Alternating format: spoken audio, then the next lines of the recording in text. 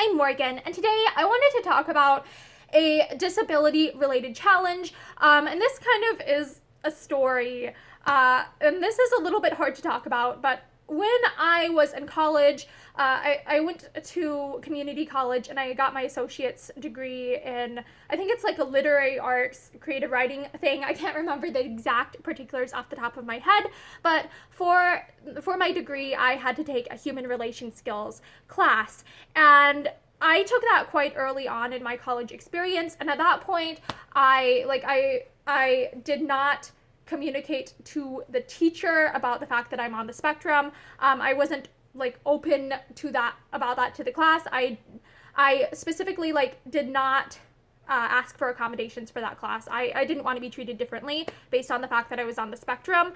And so the people in the class and the teacher, I don't think they knew that I am on the spectrum. And there was a time in the class where there were mock job interviews, and the other people in the class were doing, sorry, how do I phrase this? It's all of us were doing mock interviews, and we would take turns being the interviewer and the interviewee, and we would give and receive feedback about things that the other people did well and or should improve upon and stuff. And some of the feedback that this is really tough to talk about. Feedback that I received was that I should make more eye contact. And that's something that personally that was very hurtful to me. I'm someone I think I did a really good job about not showing that I was hurt by that. But that is something that was extremely hurtful to me, because I am someone who, I work very hard to act neurotypical. I'm someone who I do work hard to act neurotypical. I believe this is called masking, and it's something that a lot of neurodiverse people do, a lot of us on the spectrum. We try and copy the mannerisms of the average normal population because it helps us to be treated better by society and stuff. And it just, being told that I don't make enough eye contact, it stung, because it's I try so hard to act neurotypical, and it made me realize that it's no matter how hard I act, I'm not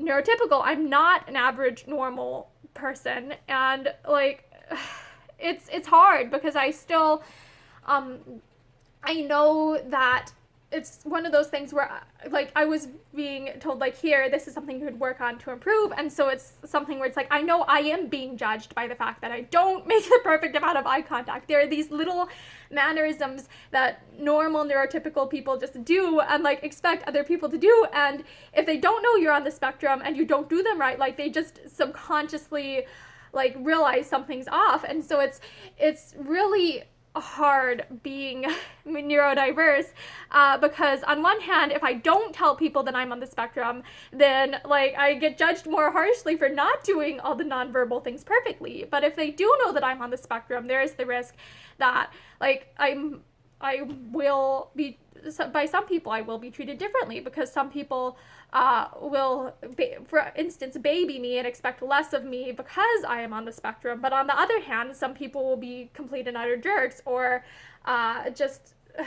judge me or think that I'm less capable in a bad way. And there's no winning. There is no winning, and it's just frustrating. It's a challenge. And on one hand, it's I do feel society is moving in a better direction, and I feel significantly less stigma revealing the fact that I'm on the spectrum now than I did even 5 or 6 years ago, and than I did certainly when I was a child, because I was diagnosed when I think I was 6 going on 7, so I have dealt with and known that I am on the spectrum for a very long time, but I've also faced a lot of stigma. I remember there was this commercial by Autism Speaks that it was saying all these negative things, and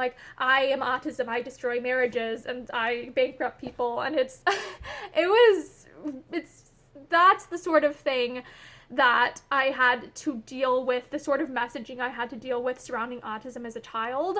And so I am someone who I definitely try to act neurotypical because I don't want to be seen as someone who wrecks marriages and bankrupts people. Like I am a valuable human being, and so it's tough sometimes. And I wanted to talk about how, like, that one little comment about how I should make more eye contact in a human relation skills class, like, that hurt. It hurt so much, and it was eye-opening in a sucky way about the fact that it's like, okay, I know that I'm not, like, I don't act perfectly neurotypical, I never will. And so it sucks knowing that I am different and there's nothing I can do about that.